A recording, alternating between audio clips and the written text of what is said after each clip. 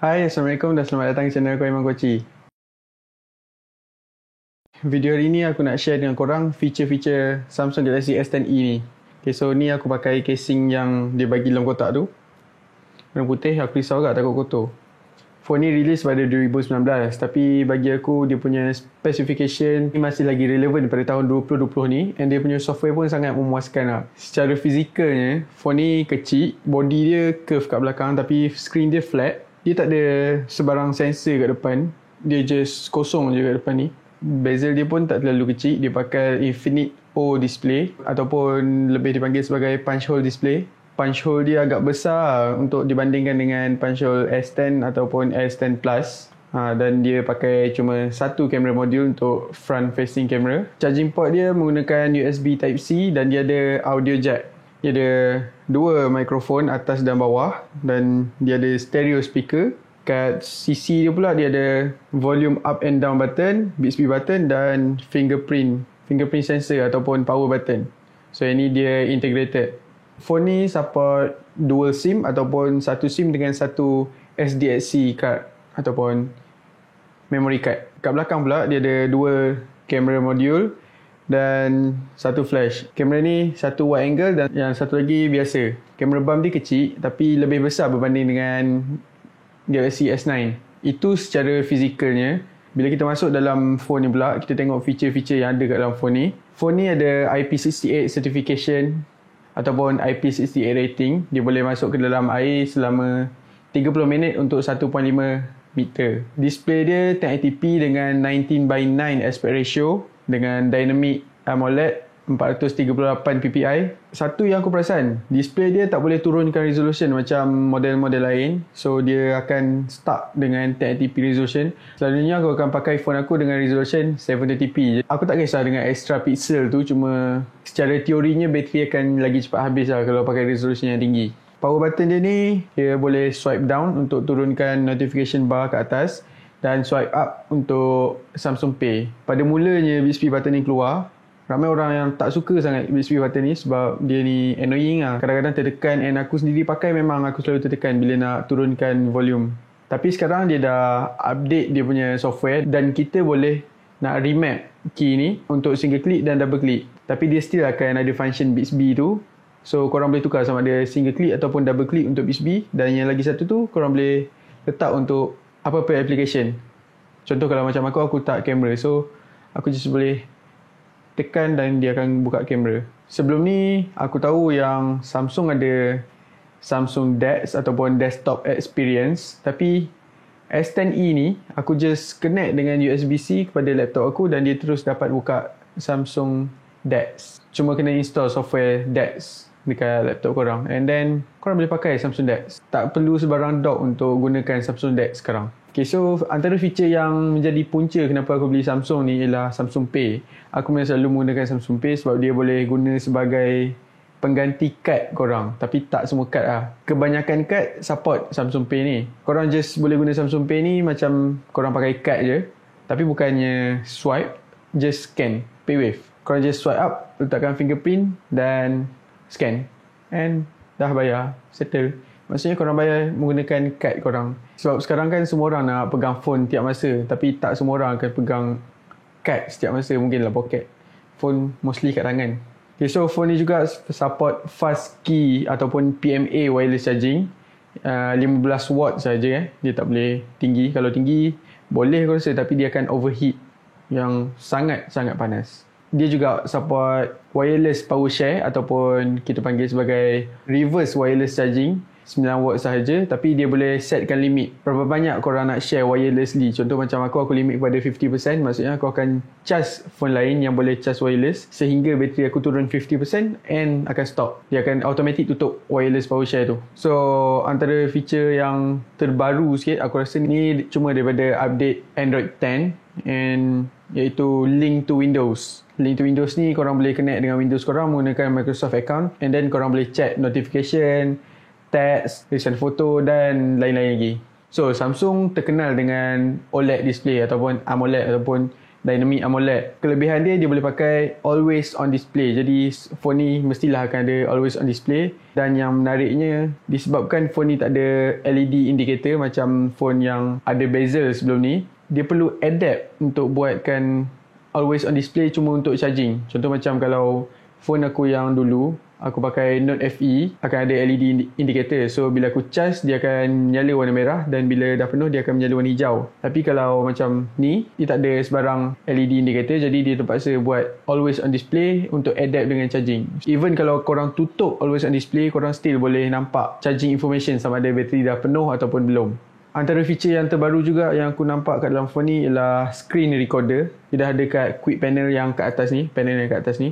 Dia dah boleh akses kat atas tu je. Senang nak guna lepas ni sebab benda tu memang ramai orang nak guna.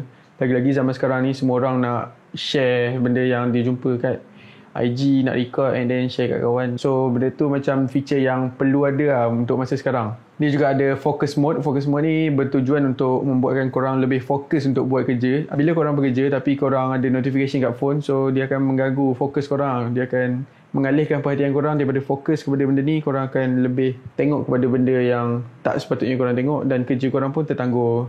So stop procrastination. Untuk speaker pula, dia dah di-enhance oleh Dolby Atmos, and speaker dia sangat kuat kalau nak compare dengan speaker-speaker phone lain. Hard case, tak ada keras sangat sebenarnya. Oh, ada logo Samsung. Okay. Quick start guide, kertas-kertas ni. Sekarang ni dalam kotak ni banyak benda dia bagi tau. So ada power brake. Ni tak silap aku 15 watt fast charging.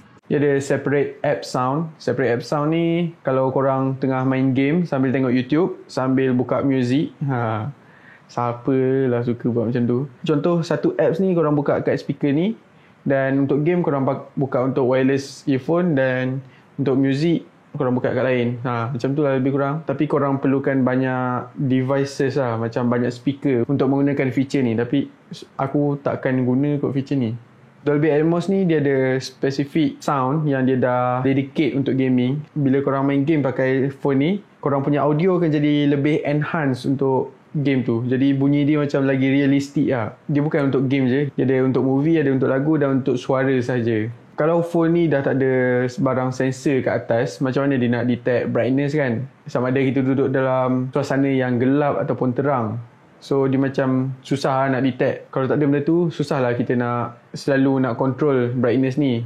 Lagi-lagi kalau kita kat luar, matahari terlalu terang, so kita nak tengok skrin pun tak nampak. Jadi untuk ni, aku perasan dia menggunakan kamera ni sebagai sensor untuk detect brightness. Brightness tu dia akan adapt dengan menggunakan kamera ni. Untuk navigation bar yang kat bawah ni, sama ada nak back, home ataupun apps, biasalah Android mestilah boleh nak custom macam-macam kan. Korang boleh tukar sama ada back nak duduk belah kiri ataupun belah kanan. Korang boleh tukar untuk instead of tekan jadi swipe up untuk back ni semua. Ataupun korang boleh buat macam Apple, swipe up untuk home, korang boleh swipe dan hold untuk apps. Korang boleh swipe pada bar kat bawah tu untuk tukar antara apps, dan korang boleh swipe ke tepi untuk back. Cuma dia lain sikit lah. Untuk swipe ke tepi tu dia beza sikit lah. Tapi itu kalau korang display korang punya navigation bar. Kalau korang hide navigation bar tu, macam aku tak suka ada navigation bar tu, sebab setengah apps dia tak penuhkan ruang tu. Dia tinggalkan macam ada white bar. So aku terpaksa swipe up sikit and then baru swipe ke tepi. Tapi perlukan masa untuk adapt dengan dia punya gesture tu. Untuk punch hole display ni,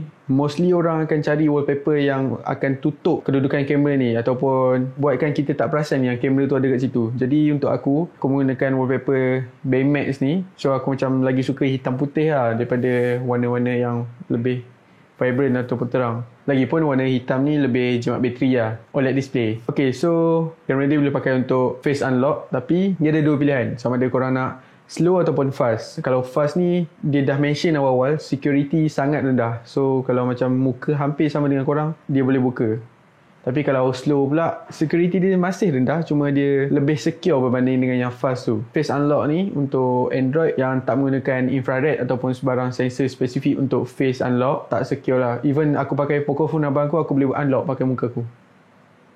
Samsung Pass ni of course lah cuma ada dalam Samsung, and aku dah guna selama setahun. Sangat membantu. Lagi-lagi kalau nak isi form, contoh kalau korang nak isi form yang ada dia nak nama, email, alamat, nombor phone apa semua tu, korang just tekan Samsung Pass, letakkan fingerprint, dia akan auto isi. And kalau korang nak login Facebook ke, korang dah uninstall, nak install balik, nak login, so boleh pakai Samsung Pass. Ataupun korang nak login Facebook korang dalam browser, web browser, so korang boleh buka juga guna Samsung Pass selagi korang dah save korang punya password kat dalam Samsung Pass tu. Secure folder ni dah agak lama dalam Samsung, tapi function dia mainly adalah untuk securekan file-file yang korang tak nak tunjuk, korang tak nak share dengan kawan korang, tapi kawan korang tahu password phone korang, ataupun korang suka share macam IG ke apa ke kat kawan korang, tapi korang tak nak kawan korang selongkar phone korang and jumpa benda yang korang tak nak tunjuk lah. Macam gambar family ke, mungkin ada gambar yang aurat tak tertutup sebab family kan. So untuk selamatkan benda tu, boleh masukkan file-file tu ke dalam secure folder.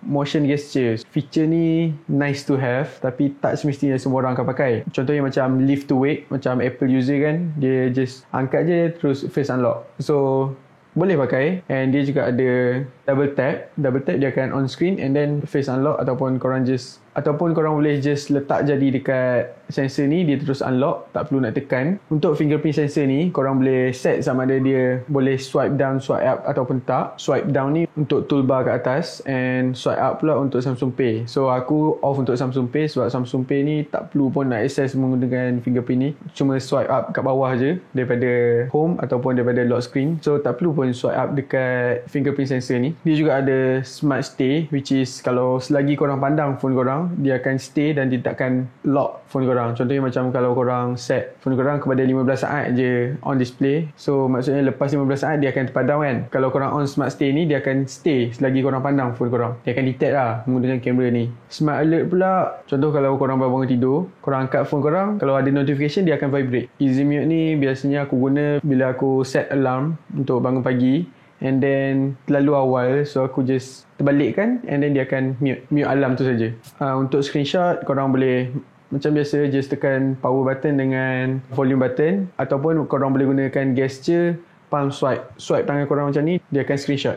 Okay, so one hand mode ni untuk phone kecil macam ni aku rasa tak perlu. Untuk macam phone Note FE aku dulu agak besar, so agak perlu, tapi tak seperlu bila phone aku dah rosak touch dia. Hampir separuh phone tu dah tak boleh touch, cuma boleh touch pakai pen. So aku sangat memerlukan one handed mode ni. Aku just akan swipe direction yang dia suruh tu, and then dia akan mengecik, dan aku boleh pakai satu tangan. Kita boleh remap balik gesture tu, sama ada kita nak swipe up ataupun double tap home button, ataupun banyak lagi gesture-gesture yang dia suggest. Okay, so antara feature yang baru aku jumpa ialah digital wellbeing. Feature ni ialah untuk detect berapa kerap kita unlock phone kita, ataupun kita gunakan phone kita, dan untuk pantau apps apa yang paling kerap kita guna ataupun paling lama kita buka. Device care pula, aku memang perlukan feature ni sebab dari dulu aku pakai, and pada first 3 hari aku pakai, dia akan dalam mode adapt. Dia sedang adapt dengan aku punya battery consumption. Dia tengah belajar macam mana aku guna phone aku dan macam mana aku charge and discharge battery phone aku. Dia akan detect waktu tidur kita, waktu kita tak pakai phone, dan dia akan check penggunaan bateri kita and apps yang banyak pakai bateri kita. So dia akan, kalau apps yang kurang kita jarang pakai tu, dia akan auto sleep kan, ataupun kita boleh set sama ada kita nak sleep kan ataupun deep sleep. Deep sleep tu memang takkan terbuka selagi kita tekan. So overall phone ni aku pakai memang sangat berpuas hati. Aku memang sangat berpuas hati dengan phone ni. Aku memang dah lama nak pakai phone yang agak kecil macam ni. Dia punya feature pun memuaskan. Dia punya gesture, dia punya customization. Phone ni pun harga dia tak mahal sangat. Aku tahu apa yang korang betul-betul nak tahu ialah pasal kamera kan. Jangan risau, aku akan buat next video untuk kamera saja. Itu je lah untuk video aku kali ni. Kalau korang suka video ni, boleh tekan like. Kalau korang tak suka, korang boleh tekan dislike. Dan korang boleh share, komen dan subscribe. Thank you for watching. Bye. Wow.